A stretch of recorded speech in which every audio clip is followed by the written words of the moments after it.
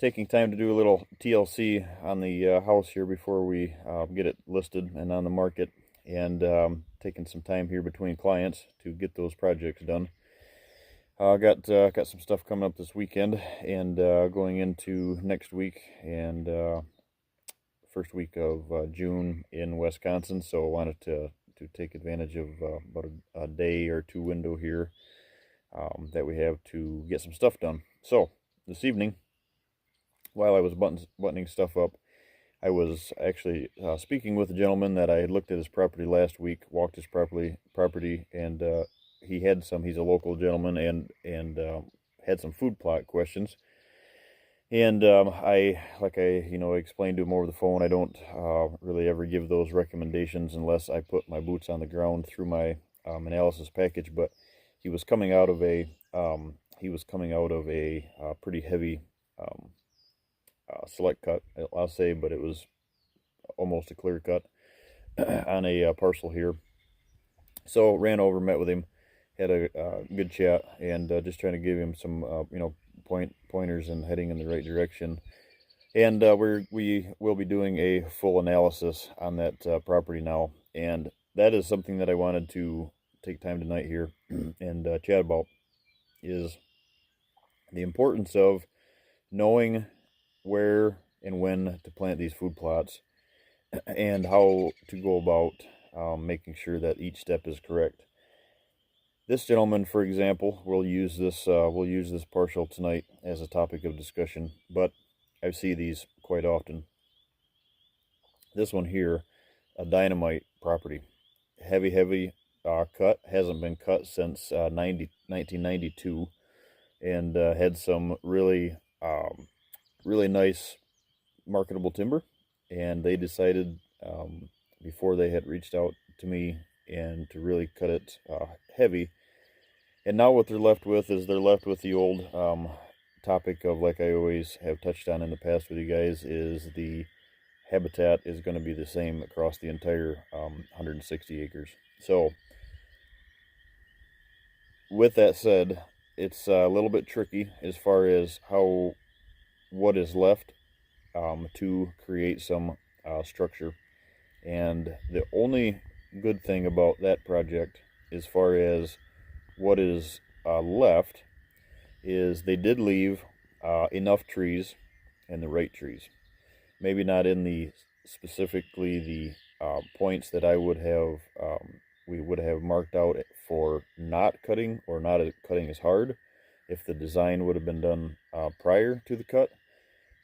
But there is a lot of that 8 to 10 inch stuff that is perfect for hinge cutting, a lot of oaks. And so we're going to time it, because of the oak wilt, of course. We're going to get the design done and try to get him some of the food plot structure created in the right spots, and then decide, or we will have a plan already set in place after the analysis package is done, but what to plant and how to get there, to how to get to the end goal to complete the tonnage requirements. But as I was explaining to this gentleman, as that's something I wanted to touch on tonight in this video, is the food plot, your green food plot, is only as good as the backing of the browse that it has behind it. And the reason that I say that so strongly with so much intensity is that I see a lot of green food plots around the country, whether that's in a form of rye or buckwheat, or even going into the fall, into the brassicas. I see a lot of these food plots, and there's not enough backing as far as browse in the correct areas, in the bedding areas, to hold these deer. So in other words, you can have the greatest, I always tell folks this, is you can have the greatest, greenest 30-inch brassicas in the world, but unless you are putting a screen around it that has, or internal of it, let's say, that has, that's not my typical screen, which has no food value to it, unless you're bedding these deer right on it, you are not benefiting the deer and reaching their goals of browse. The browse, even if they would be that close to a bedding area on a food plot, which is absolutely not recommended, but if they are right on it, they're not getting the browse requirements met. So That ties into the browse in the background, let's say, ties into what needs to be planted in these food plots and how to plant it. Now, this gentleman, for example, beautiful property, and I can't wait to put it together because it's one of those properties that has everything that it needs to kill multiple mature bucks year after year, and this is untouched yet. And it's already got that power. It's in the right place, surrounded by a bunch of pressure and contour to no end, and the contour is perfect where it's at. It creates a natural screen in these valleys, but wide open valleys. I'm not talking, 30, 60-foot bottoms. I'm talking 200 yards, 150 yards swooping valleys in it, and they're surrounded by the natural ridge line, and it's just one of those properties that's going to tie in perfect. That's all them ridges. A lot of those ridges run parallel to his borders, and it's gonna be a hot spot. But if I would have just went into that location, like a lot of folks out there that just plant food plots, if I would have just went into that location, pulled in there with a tractor and a tiller, let's say, and the gentleman would have said, I want food plots done, this is where I need those, he would have been setting himself up for failure. This situation especially, because this is just coming off a hard clear cut, and it has to be in the right areas, especially because if you put this food there, especially, there's no bedding on that farm within, you can see some places for 300 yards and there's no bedding, none. That's how hard it's cut. So you have to put these food plots in the right spot through a design process to make sure that's right, and to also tie that bedding to the feed, so you're not only creating just nocturnal movement, because obviously, like we've said before, and I'll say it again, is that food source can be the greatest food source in the world, can be in the right spot, but if you have no power of bedding and no power of your browse close enough to it to place those does, and then buck bedding behind it, you don't have a good food plot. I don't care if it's waist deep or in brassicas. I don't care if it's knee deep with turnips.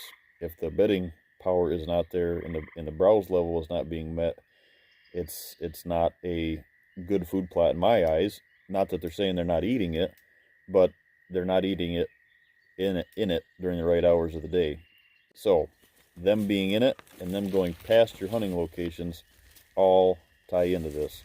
So this parcel here is perfect one to use as an example, because if, like I said, if this gentleman would have just called a local food plot planner that may be maintaining other properties that are already created and they feel like they're in the right spot, and that's the industry that they are in, that's great. This situation and a lot of situations aren't that way, and I'm seeing just a lot of just plant the food plots being done just because the opening's there. And like we've all said in the past, is just because it's an opening doesn't mean it's the perfect spot to plant a food plot. Especially in a lot of those openings, there's nothing growing. So if there's nothing growing in there initially, there's probably a reason that the old man upstairs isn't growing a bunch of valuable food in that opening, is because the soil conditions aren't right and you have to get them there. So on this topic of this property, debris everywhere, stumps everywhere. Not everywhere. It was actually pretty, I even commented on it, compared to some clear cuts that I've seen, heavy cuts I've seen, it was actually handled pretty well. But they left a lot of debris, not in so much the wrong places, just all over the place. So a lot of debris, as far as not a lot of tops, but of debris as far as 2, 3, 4-foot sections, mulch that they, from where the processors were sitting, and they just that mulch of the hardwood mulch, especially, blown all over. And like we've said in the past, they're not habitat food.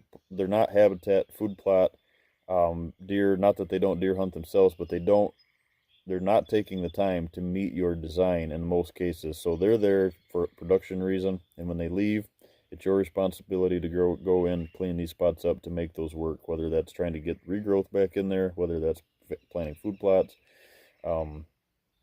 That's their industry. They're great. Most of them are great on what they do, but it does not tie normally into what I offer. So when I come into the picture, we have to clean those areas up. or we have to design it before so those areas don't get destroyed, and then you have to pay someone to clean them up. But so this property here, we're going to go in actually with a dozer, and we're going to make our travel corridors and or transition areas, I'm sorry. We're going to design the bedding areas and the corridors, obviously, for what is left, and properly put them in the right spots. And we're going to make these transition areas and these logging roads, or these tractor trail and two tracks, if you will, coming in and out of those, to them off the transition areas. But if this gentleman would have just called somebody with a tractor, like I said, in a tillage tool, he would not have, it would not have turned out good, because the tiller, let's say, or if someone did have a plot master or whatever the case is, they're going to go in there. It's going to be riding on the top of this debris, and they're not going to get the soil, seed to soil contact that you need. And then coming back into your fall plantings, it would not have been good. This gentleman was actually recommended that to plant, just go in, get some fertilizer, placed in there, some lime, and to throw some clover and alfalfa in it, and pretty much swing for the fences. Now I feel very strongly that I'm going to save him a lot of money and a lot of headache in the future, and that is the topic of this video, is knowing what to plant, where to plant it, how to get to that goal. Now, it might be a goal where them plots are already prepped, and that's great. New plots in areas that you don't have the debris, let's say. But in a case like this, where a heavy cut or a select cut in general has went in and has made this debris, you have to be able to clean this up. Don't fall into the trap, like I always say, of having someone tell you that you can just plant the food plot, or throw and grow, or throw and pray. There's some of that out there that is this top dress, I call it, of a food plot, and it's not going to work. So make sure not only your soil condition is right, but make sure your soil preparation, your food plot is right. So you don't have, I've got some plot work to do at the house here in the new plot that I made. I just threw rye in it this year, but I'm going to be putting some fill in those areas before it's completed this summer here. On the property that we're selling, the reason is there's holes in there. Now, if them holes are in there and there's too much water in those locations, then you're drowning out your food plot. So it has to have the proper drainage, not as in tile, but as in proper drainage, is to get if it's a sandy loam, you can get away with a little more. But if it has any clay loam to it, or a heavy topsoil, you have to be able to shed that water off. And so someone like myself that has equipment operation background will be able to set that grade for you, so that actually that water leaves these plots. Because a lot of them that I'm going into, you plant an acre food plot, it'd be great to have an acre food plot, but it's not happening.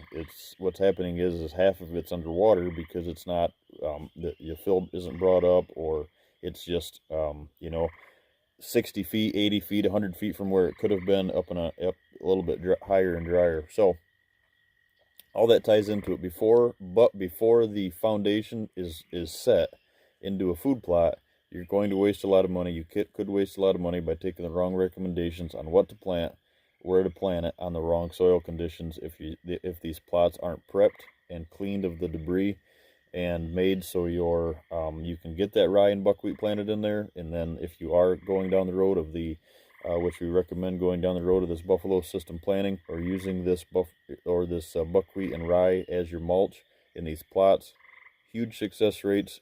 Something that I'm pushing very strongly on, because I don't want to say it's a fail-proof food plot system, but there's a lot better chances of success on these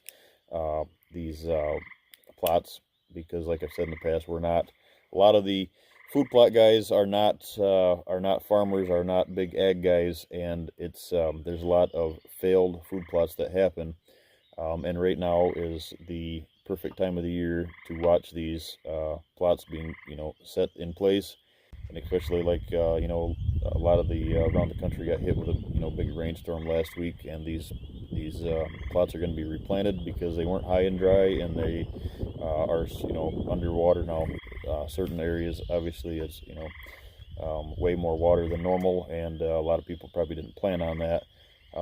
But something to think of when next time you put one of these plots in. Make sure it's in the right area, that it's not, its foundation is in an area where it's not going to get flooded, and then that'll tell you what to plant because of your deer numbers and your area and what's surrounding you. Are you in a bunch of state land that goes on for thousands and thousands of acres, like this this gentleman on this 160 is, that I was referring to, and there's nothing but oak, browse and hard mass out on there. So this property is going to shine. It just has to shine with the right food plots at the right time with the right seed. So take those things into consideration, guys. We'll wrap that up there. But next time that you go to build a plot, or you want recommendations from someone on where to put a plot and what to plant in it, it has to all tie together. The surroundings and the footprint of the plot, to get you the best bang for your buck, so you're not just throwing money at the wall and hoping it sticks, and then failing at your food plot attempts. So that's one of the things that, obviously, to get you to the success rate that you need to get at going down the road into fall, you have to have success in the spring if you're going to do plantings, to tie that into fall plantings. And if it's not a success in the spring, a lot of guys fall off the chart, and those fall plots don't excel because the guys aren't there planting them because they've failed in the spring. I'd rather have you do your homework in the spring, not plant the spring and summer food plots, and be ready for fall planting, and for you that August time, so your fall production plots, food plots, are a success. Thanks, guys.